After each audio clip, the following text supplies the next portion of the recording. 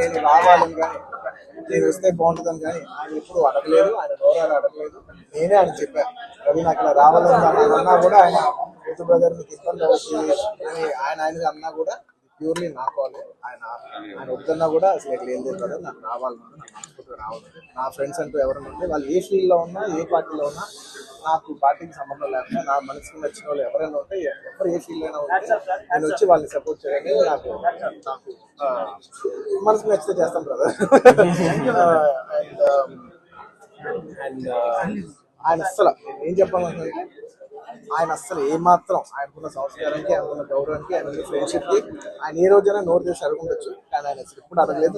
నేను ఆయన అడగలేదు కాబట్టి నాకు ఇంకా ఉంది. అరే ఆయన అసలు ఎవరైతే అడగలేదు, ఎంత క్లోజ్ ఫ్రెండ్ కూడా అడగలేదు, నేనే చేయాలని చెప్పి నాకు లోపల నుంచే ఆ ఫీలింగ్ అనిపించింది. నేను నేనుగా వచ్చాను. ఆయన కొంచెం అక్కర్లేదు బ్రదర్, మీరు ఇబ్బంది పడతారన్నా కూడా పర్లేదు బ్రదర్ నేను వస్తాను 100% నా కాల్తో నేనే ఆయన సపోర్ట్ చేద్దామని వచ్చాను. ఎందుకంటే ఈ 5 ఏళ్ళలో మేము మామూలుగా చాలా మంది చూస్తుంటాం కదా, 5 ఏళ్ళు మామూలుగా ఏదో ఫస్ట్ లో కొంచెం కనపడి ఏదో లాస్ట్ లో ఒక సంవత్సరం లాస్ట్ ఒక 6 నెలలో సంవత్సరం తిరుగుదాం అనే ఒక మైండ్ సెట్ ఉన్నారు. కానీ రవి గారు అలా కాకుండా 4-5 ఏళ్ళు ఆయన మొత్తం ఆయన ప్రాణం, ఆయన మనసంతా కూడా ఆయన నియోజకవర్గం మీద ఉంటే నాకు అర్థమవుతుంది. ఎంత అంటే ఒక కష్టపడి పనిచేసే పర్సన్కి అవతల పర్సన్ కష్టపడి నాకు తెలిసిపోతుంది. ఇంత సిన్సియర్గా చేసే మనిషికి 100% నేను నిజంగా నేను ఇంకెవరి గురించి నేను ఇంత గ్యారంటీగా చెప్పలేదు. ఈ వ్యక్తి ఇంత కష్టపడ్డారు, నేను దగ్గర నుంచి కళ్ళారా చూశాను కాబట్టి నేను చెప్పలేదు. అలాంటి మా రవి గారు ఇలాంటి ఎన్నెన్నో విజయాలు సాధించాలని మనస్ఫూర్తిగా కోరుకుంటూ అండ్ అలాగే ప్రజలందరికీ మంచి జరగాలని చూసుకుంటూ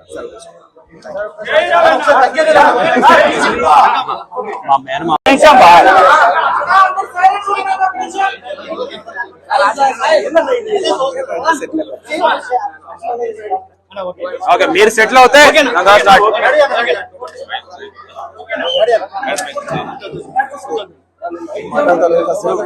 మాట్లాడా చెప్పేసి. అందరికీ నమస్కారం అండి. ఇవాళ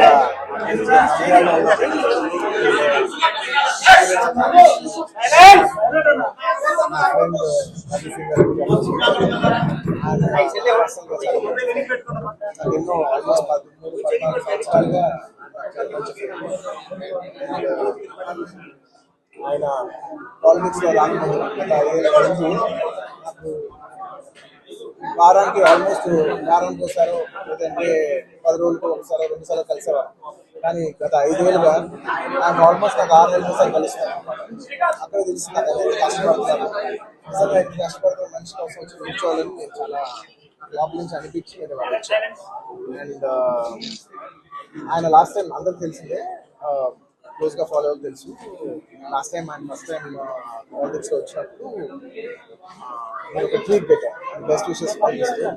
నాకు అప్పుడు ఎక్కడో నా మనసుకి నాకు సరిపోలా. ఒక ట్వీట్ అనేది నాకు అంత క్లోజ్ ఫ్రెండ్ ఆయన జస్ట్ ట్వీట్ పెట్టడం అంటే ఆ రూల్ రావాలి కదా, వాళ్ళు ఎక్కడ నుంచున్నారో అక్కడికి వచ్చి మనం ఆయన ఏదో జుబ్లీ నుంచి బయట పెట్టడం, ఒక ట్వీట్ పెట్టడం కాదు కదా, ఆయన కోసం వచ్చి ఆయన ఇంటికి వచ్చి ఆయన సపోర్ట్ చేయాలి కదా, నాకు అప్పుడే అనిపించింది.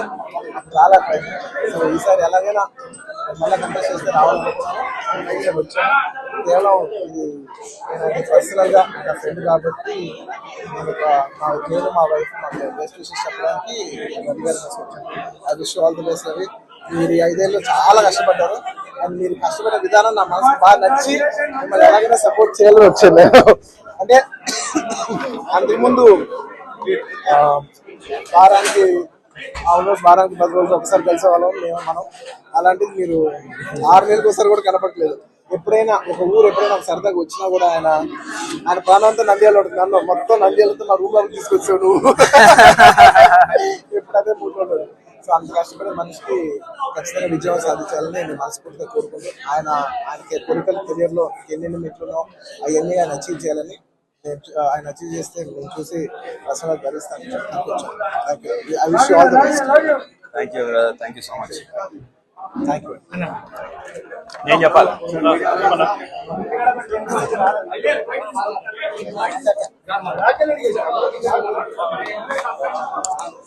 ఇప్పుడు ఆపరేషన్ లేకుండానే మోకాళ్లకు ప్లాస్మా ట్రీట్మెంట్. మీ ఆర్థోపెడిక్ సమస్యలన్నిటికీ రోబోటిక్ టెక్నాలజీ ద్వారా తక్కువ ఖర్చుతో శాశ్వత పరిష్కారం. Free consultation. ప్రతి ట్రీట్మెంట్ పై 20% డిస్కౌంట్. ఈ ఆఫర్ కొద్ది రోజులు మాత్రమే. త్వరపడండి.